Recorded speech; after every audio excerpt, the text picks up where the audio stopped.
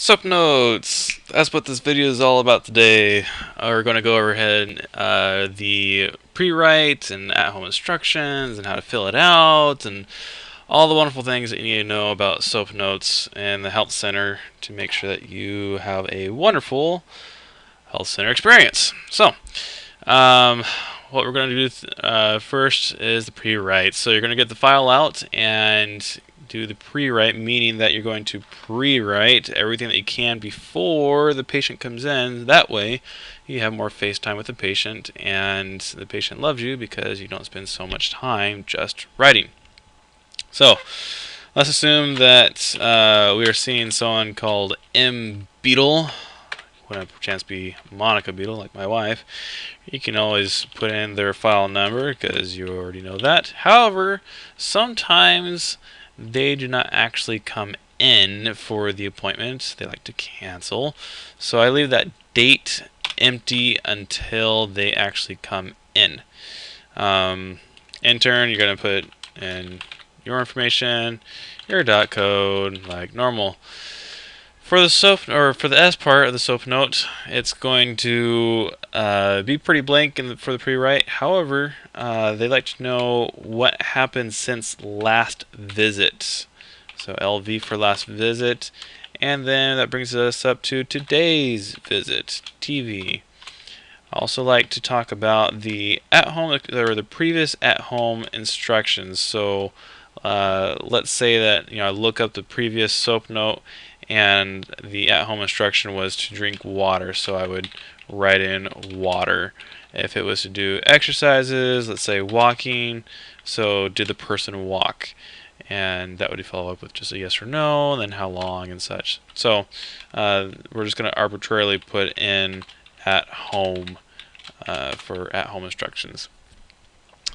Then for the pre-test, we're going to be doing supine leg check, low back scan, and the scanning palpation.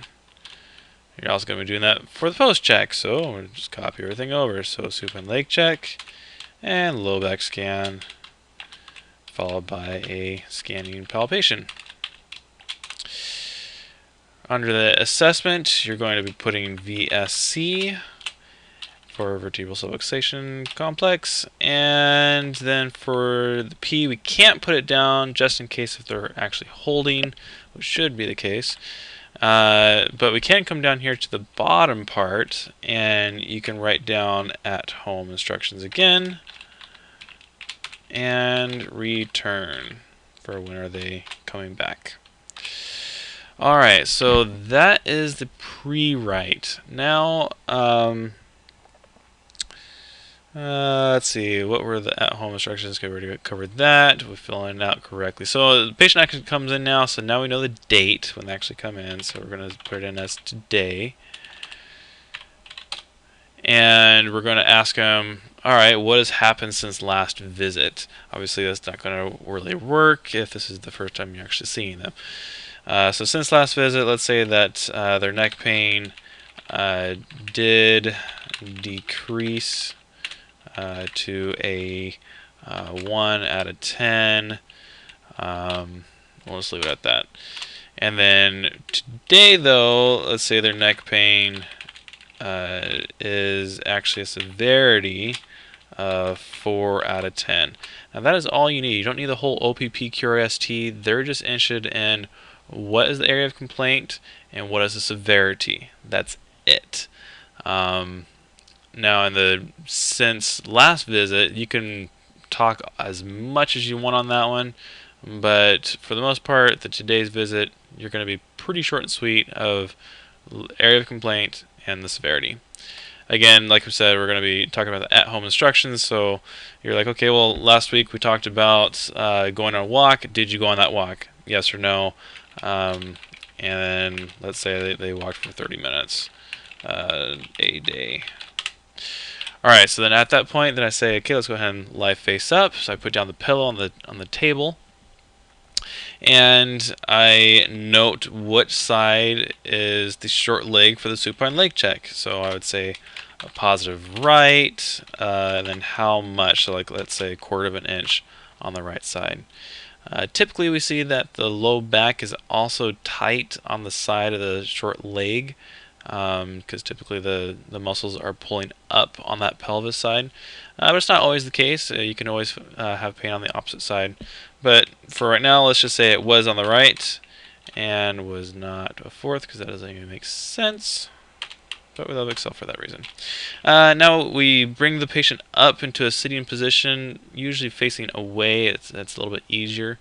So in the case of the health center, they turn to the left, facing the wall, and we support their forehead and do a scanning and palpation. They usually look down just a little bit to relax the back, neck, and we do a scanning palpation that we'll be learning in class on how to find the dorsal root ganglion of C2. So let's say we do that and we actually find it on the left, so it would be positive left. If this is all true, then we have a vertebral subluxation, so you're going to be writing upper cervical.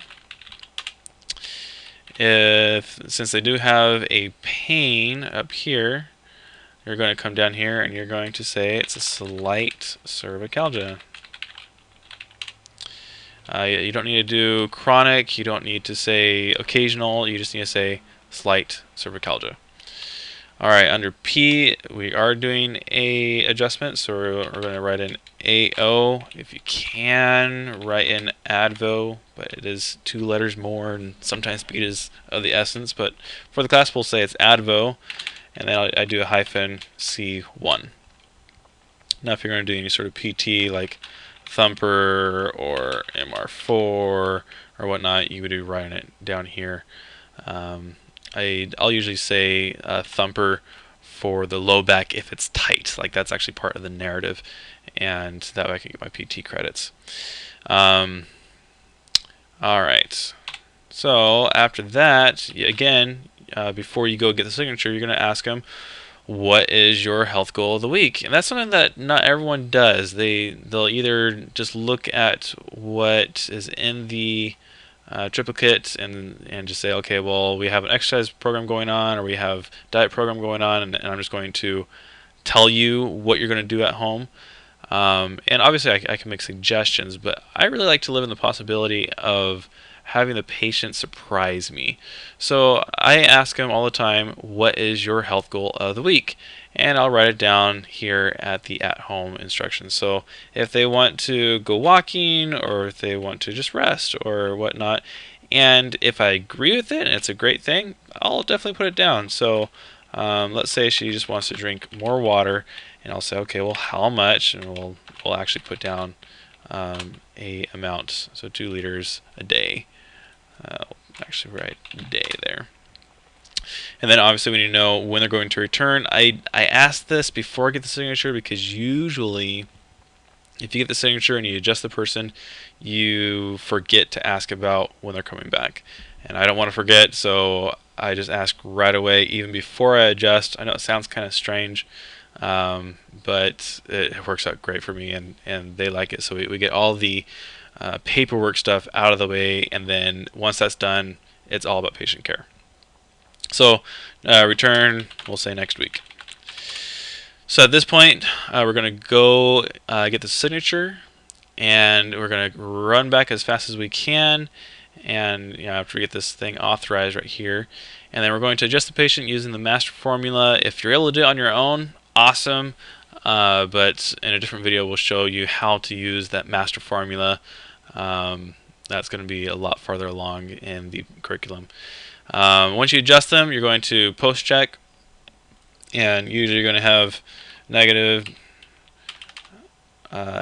findings for each of them. So